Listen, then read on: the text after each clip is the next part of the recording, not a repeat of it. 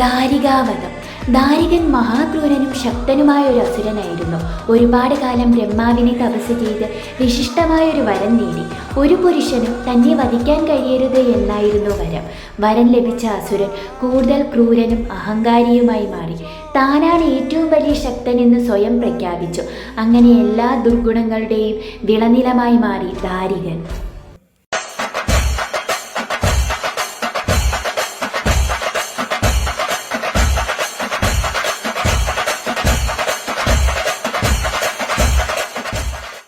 രക്ഷയില്ലാതെ ദേവന്മാർ പരമശിവനെ അഭയം പ്രാപിച്ചു.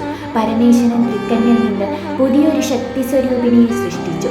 ചോരക്കുതി പൂണ്ട ഭീകരരുദ്രയായ ഭദ്രകാളി. സർവായുധധാരിയായി മനോഹരമായ കറുത്ത നിറത്തോടെയും കോടി സൂര്യന്മാരുടെ തേജസ്സോടെയും പ്രത്യക്ഷപ്പെട്ടു. അസുരനെ വധിക്കാൻ 18 ആയുധം മഹാദേവനിൽ നിന്ന് വാങ്ങുന്നു. വാഹനമായി ആദികൈലാസ വേതാളത്തെയും ലഭിച്ചു.